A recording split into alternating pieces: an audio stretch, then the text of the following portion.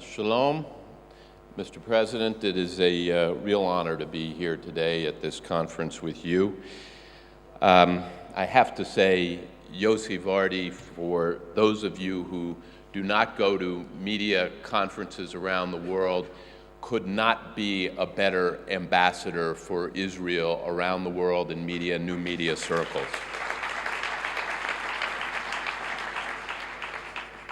Now, having just had a panel of 4 speakers in the media world, and now us, I kind of feel like Zsa Zsa Gabor's 5th husband.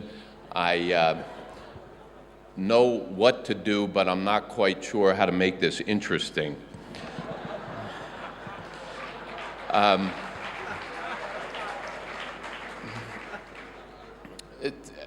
Yossi said, TiVo invented the digital video recorder, and sometimes known elsewhere in the world as the personal video recorder, the DVR, the PVR. What that did is make it easy to capture what was on TV to preserve it for later viewing. And it's about looking back over what's been on TV to see what you want to see. And as I've been walking around Jerusalem, it occurred to me that in some ways, Jerusalem, which is like no other city on earth in terms of having captured our past, and I suppose you could say, depending on your religious perspective, you look at Jerusalem and see what you want to see. So I analogize that a little bit to TiVo and look from there to try to take this out of the realm of inside baseball of the media industry and try to relate the role of TV, where it's been, where it's going, to some of the broader issues that we've been discussing at this conference in terms of Israel and where it has been and where Israel is going tomorrow. And interestingly, it all starts in the year 1948. Of course, this fantastic nation was established in that year, but for those who don't know the history of television, 1948 was the key year where most network television in the United States began, and it was also the year that cable television in the United States, beginning in rural areas as a way to bring television signals into rural areas, also began. Israel, of course, grew up and its borders expanded, and of course, television grew up and its channels expanded through cable television and satellite, where over time hundreds of channels have been added. Israel's importance to the world, of course, became clearer and clearer, and the major innovation in television has been the signal getting clearer and clearer, having gone from standard definition to the last couple of years in many places around the world, high-definition TV. Israel, of course, became a true leader in new technology. It's truly one of the great innovation leaders in the world. But in this regard, TV fell behind. And what you're going to hear from other panelists and what we heard from the earlier panel is how the world of mobile phones and laptops and iPads and, of course, all the infrastructure that supports that is in many ways what is at the leading edge of technology today, both in the new technology and new media world. And the bias of new technology is putting power in the hands of consumers. That's what Wikipedia has done. That's what Facebook has done. But that did not happen with television. Well, TV is still very much the preferred medium to be entertained, and it is, in most places, the biggest screen in the house, still the most expensive screen in the house, still the most viewed screen in the house.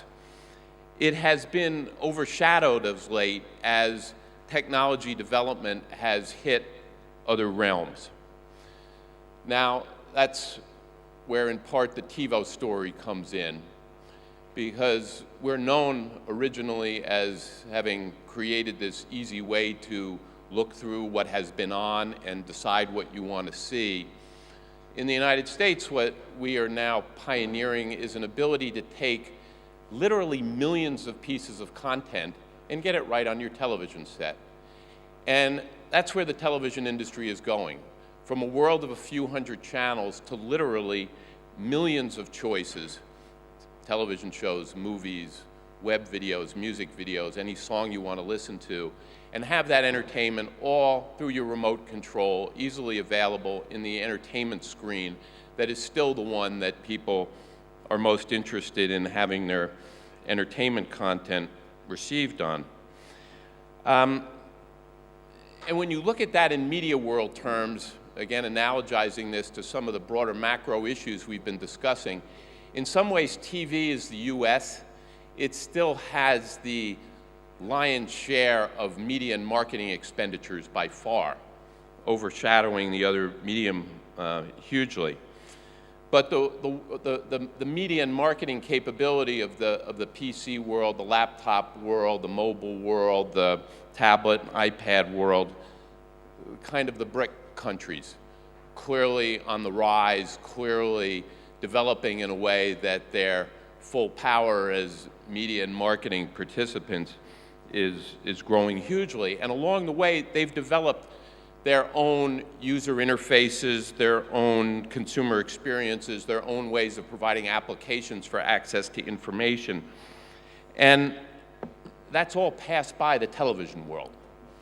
And unfortunately, television has not kept abreast as an experience relative to the user experience, the application world that are available through those other devices and the means by which other media experiences are communicated through those other devices.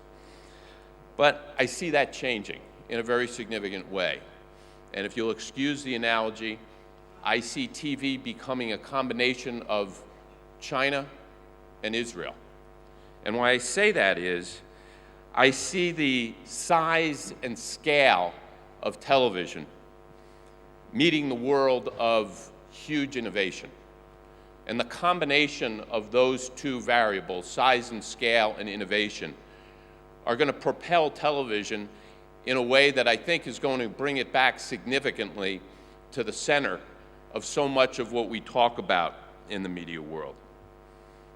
First, in terms of choice, what I was describing, millions of pieces of content where linear channels and broadband video brought together into the television screen through a single device, a single remote control, where literally, instead of having to rely on a digital video recorder to kind of get what you want on demand based on what something has already been on, getting anything you want whenever you want it, and true personal choice, power to the consumer. But beyond that, it will mean a world of user experiences and applications that we see prevalent in these other parts of the media, new media world coming to the television set, including what David's world of social networking is all about. Remember, television started as a very social medium, the family getting together in the living room, gathered around the television set, all watching something together. Television has kind of devolved into a solo individual experience. But I think what we're going to see is, as this world comes about where innovation meets scale, we're going to see all these social networking applications and connectivity work in the world of television, not to read email on your television screen or check your Facebook page on your TV. I'm not sure that's the best use or even a most desired use of television, but in ways that are just beginning to be unleashed, connecting a world through all kinds of opportunities for people to participate in television in ways that we're just beginning to scratch the surface. Now, we started in a world of time shifting, VCRs, DVRs. We went to place shifting, being able to take television, move it out of the house onto a mobile phone. We're going to enter a world of people shifting, where the television experience is going to be able to be shifted among people, shared among people at remote locations in a way that that social experience is going to come back. But given the scale and the importance of television as something that people value in their lives is going to go to a whole new level. So in sum, I think the importance of television in a very confusing and crowded media world is going to become more clear and more powerful. And to complete the analogy to Israel, I see Israel's importance in the world similarly only growing in importance with that. Thank you very, very much. Thank you very much, Tom.